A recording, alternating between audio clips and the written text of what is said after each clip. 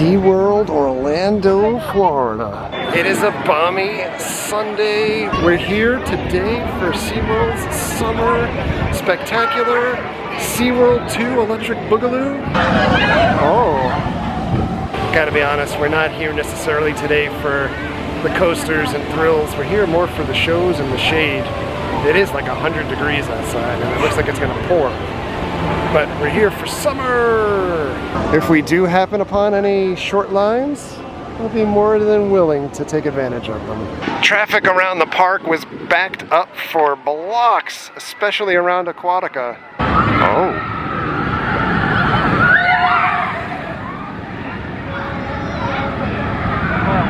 Oh.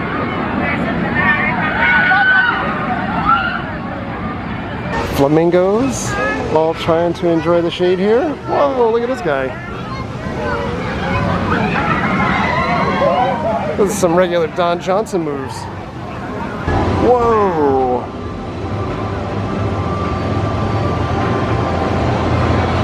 They put on the COVID-15. Oh goodness. Whoa. They're getting themselves wet by taking water up with their beaks. These guys just chilling. You can't touch the rays at Tropicana Field. We have Stingray Lagoon over here. These kids are like ready to jump in the water. Oh, they're little babies. There's a couple little baby guys in here. Oh wow, a couple of them just like popping out of the water. Oh snap.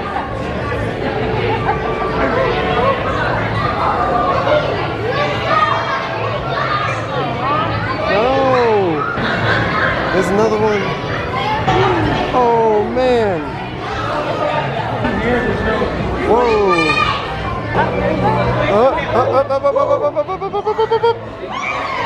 Oh my lord. A couple of these guys come right out the water. There's a dolphin encounter area. See dolphins all over there with their trainers. Oh, look at that guy. He's like, you can't tell me what to do. Oh, more of them over here. Oh God, I love dolphins. Oh my God. I'm with you guys, 42 all the way.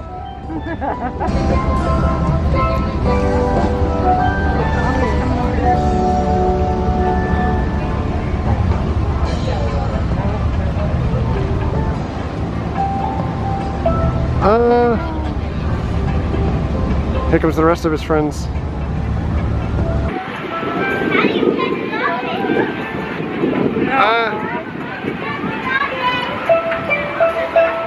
Oh, turtle track. I can't remember the last time that we came over this way. Oh, manatees, and they're eating. Oh, look at the size of this one. Right here. Oh, look at that guy.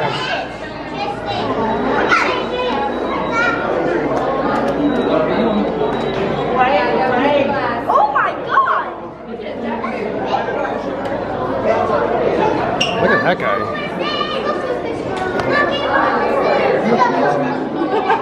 It looks like he should be in a Disney cartoon. What's going on out there? Who are these people? Let me see. Whoa! Whoa! It's Crush.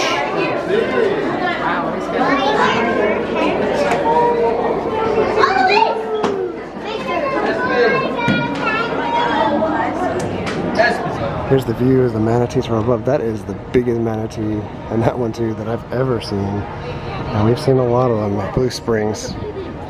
Oh my goodness. Journey to Atlantis. Looks like it's in like a pended state here. Some folks waiting to go up the ramp. Womp, womp, womp. The water effect keeps going off and soaking people too. All right, moving on. I'm gonna go backdoor entrance through Hoth. It is an 80-minute wait for this ride, and I gotta tell you, You'd be better off dumping out a bucket of Legos on the floor and walking across them, and that would be a better spend of time. I mean, if there's no wait, the air conditioning is great. Seeing the penguins never misses. But the ride? Oh my God, there's a hot dog stand here. I'm sure the media must have been invited out to report on it.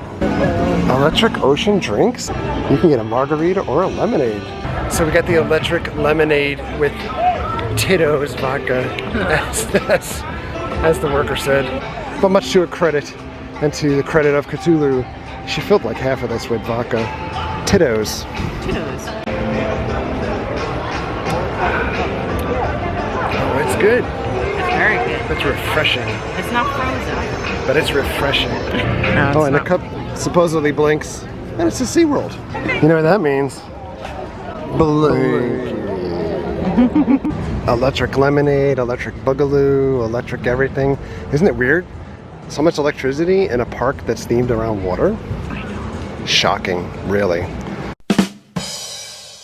Shark Wreck Reef. Entrada. There's a Death Star in this tank. No puffer fish.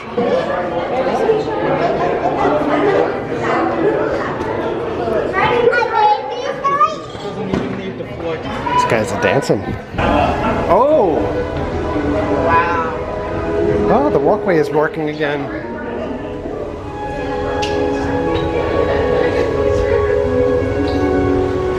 Wow.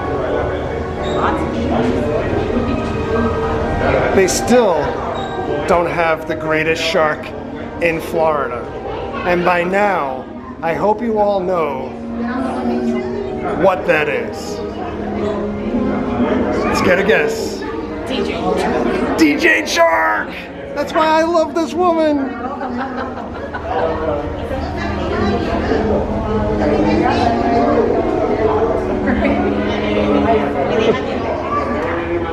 Oh, look at the size of this fish. Holy cow.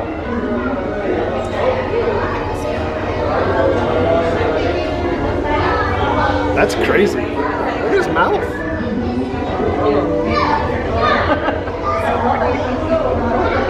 Wow. Whoa.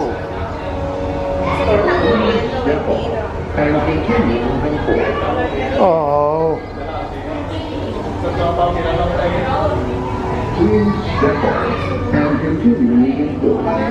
Take a nap. Whoa. Alright, so we've got a puffin up next, and we're sitting at the Shark's Bar. It is at least an hour wait to get a table for two. This is the restaurant behind us, and there are way more many people that want to eat than they have tables at the moment. Look at those guys go.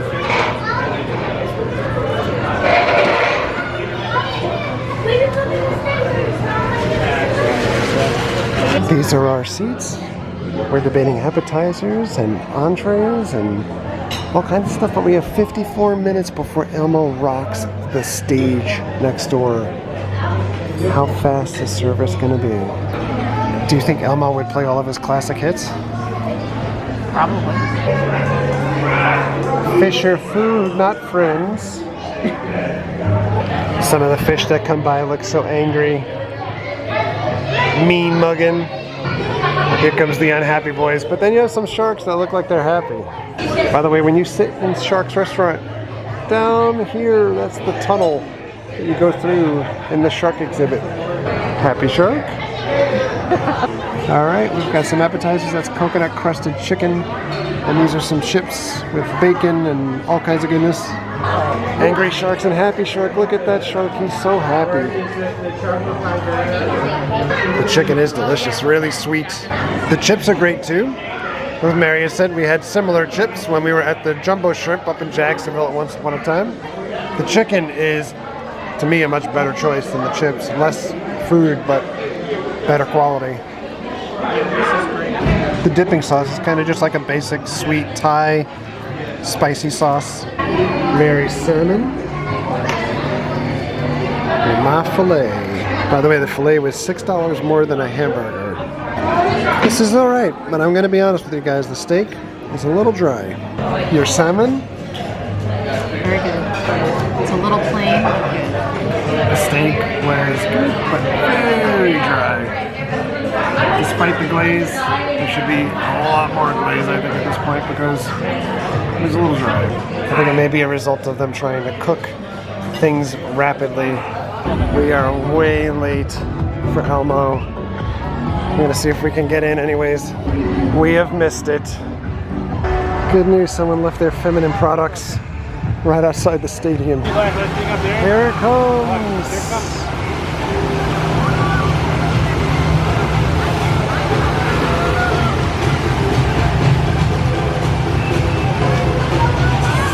The lines are just bonkers for everything, so you can see they're all the way over here. And quite honestly, the crowds, it's just amazing how many people are here. It's really one of the drivers to try to figure out like how long it would take to be able to eat or get to other shows, and just all the planning in the world. It's gonna kind of get thrown off here. So many people.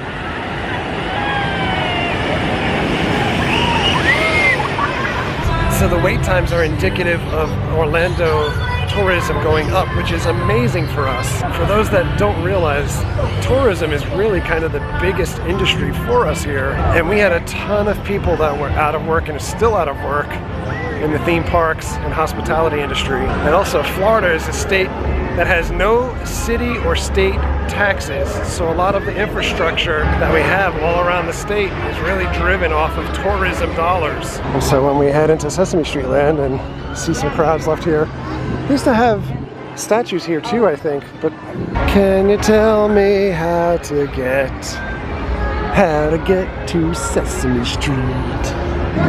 Community Vet Center. Let's adopt some of these pets.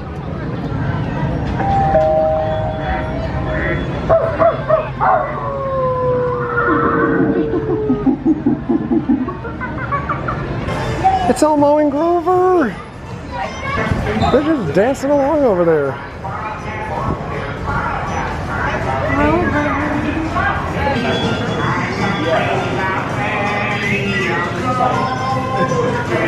It's like a private concert by Elmo.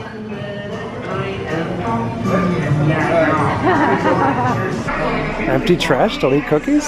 Splash pad back in service. And the rain has arrived. Look at the picture up in the store. Dear Lord, look at the rain blowing out there now too. Just like that. Everybody running. They're like, oh my goodness. Not that guy though. That guy's like, I'm not melting. Business has picked up. It was Nelson that said, after the rain. They further themed this area for the roller coaster that seemingly will never open. Altitude Burgers and the Glacier Bar. So at the Glacier Bar, they have a cookies and chocolate milk, which is like ice cream and a chocolate stout.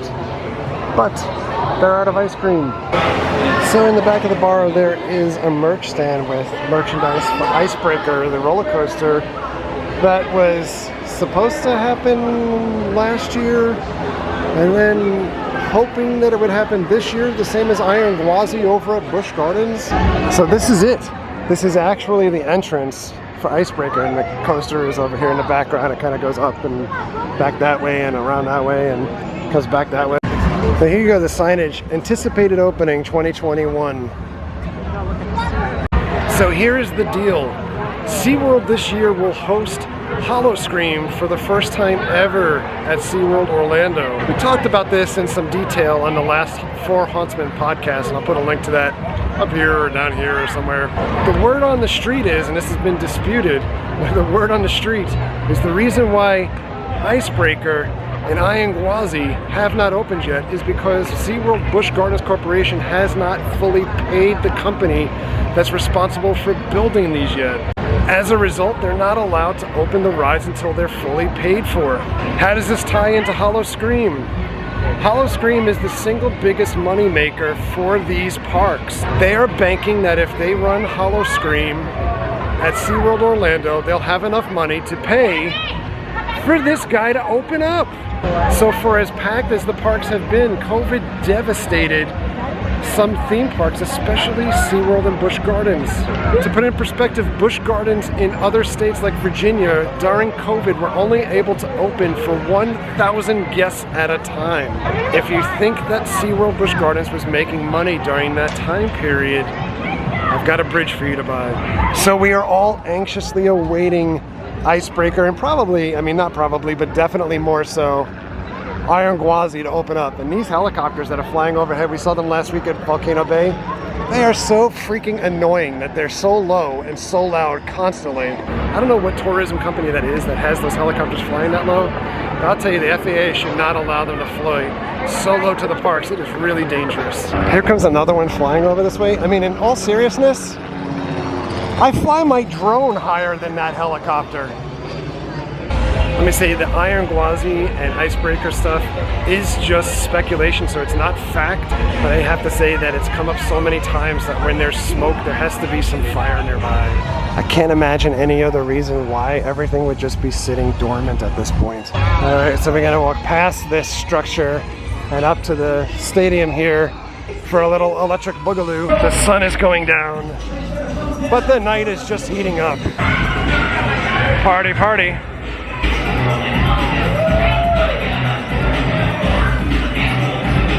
I want to see everybody two-stepping out there. Come on. Feel the beat, feel the beat, feel the beat.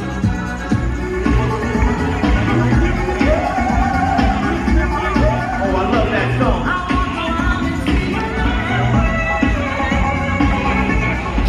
Yeah.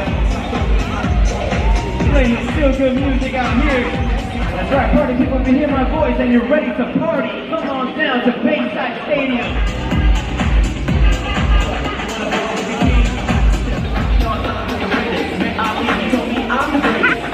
You guys know what I'm talking about.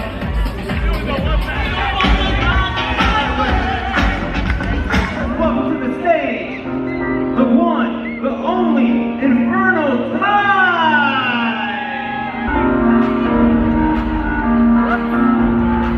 Let's go, I want to see everybody clap their hands.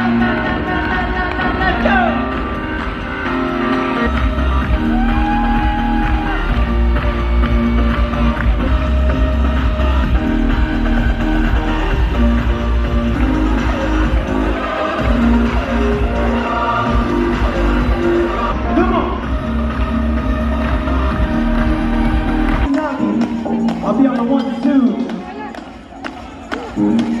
This guy is the MVP. Walk that runway. We're in for a head trick. MVP! So in about 90 minutes, we'll have a pretty awesome fireworks and water show here. I always have to give SeaWorld props because this show is awesome. So the rain cleared some people out. It's also Sunday night, but I expect it'll fill up more towards fireworks time.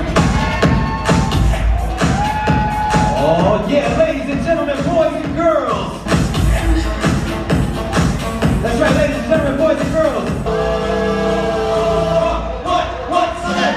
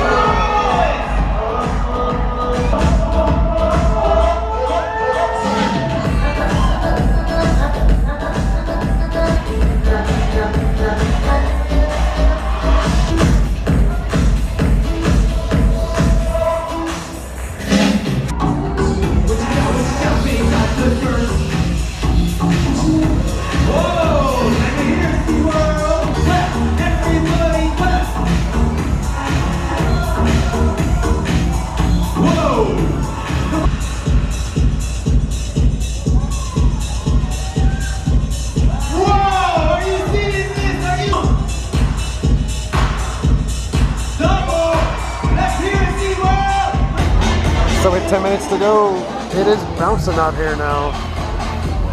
So I think we'll have a little bit of limited visibility for the fireworks because we have this overhang here. All of the seats down below were soaked. They're playing the electric song.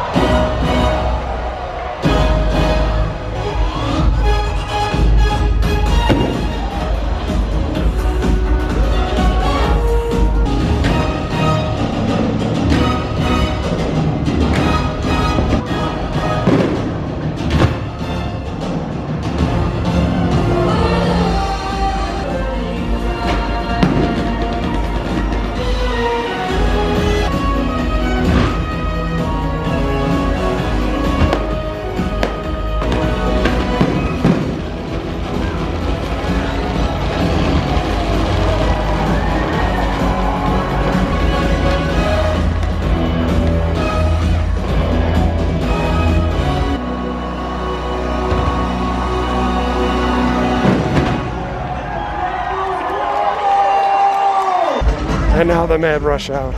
I wonder if you bought that shirt here. Oh goodness. These fireworks are freaking awesome. I'll tell you the way things go. I didn't necessarily want to come here today. I did at first, but I more so wanted to go to Artagon or Dieselland or whatever. They had a car show there today for Fast and the Furious. We didn't do that. We did stuff at home, and then we were going to leave by a certain time. That didn't happen. And then I got sucked into watching Uncle Drew again on TV. And then I didn't want to leave the house at all. And I know Mary looks and says, I gotta get out.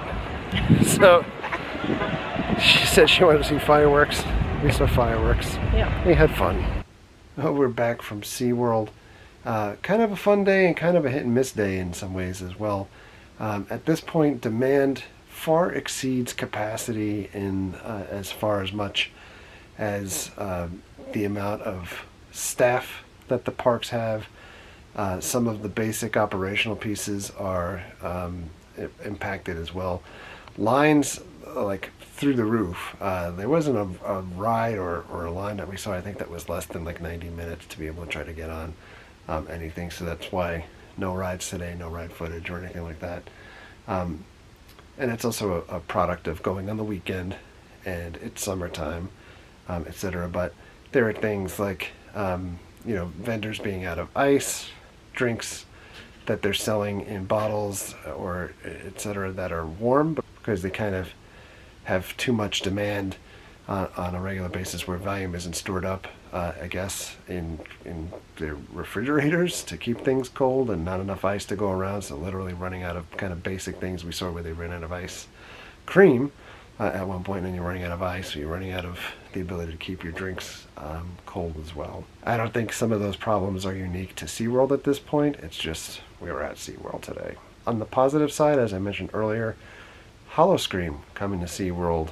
Tickets on sale for that already as well, and you can get a two-park ticket for Howl-O-Scream, so you can get a ticket that you can go to Howl-O-Scream in Orlando, and you can also go to Howl-O-Scream in Tampa.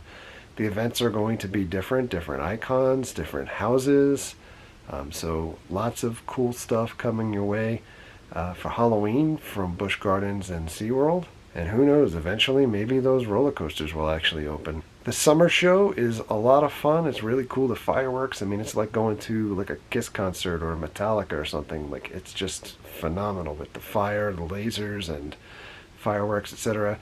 The odd thing is, so many of the theme parks, you know, have really found the key to making more revenue lately is really having a food extravaganza for anything, right? Food festival for Mardi Gras, food festival for the sake of a food festival for Christmas, or whatever. Like in the summertime, the only thing they really had was 2 different types of signature drinks and no extra food vendors. And it's at a time when food demand is at a premium also, so lines for any type of food items usually out the door, and quite a wait to be able to get anything. So it's just really weird, and in my opinion, for the lack of having that at the parks, and that might be a result of not being able to get enough staff again to meet the needs of what they might want to offer. But in any event, enough yammering. I'm gonna get out of here.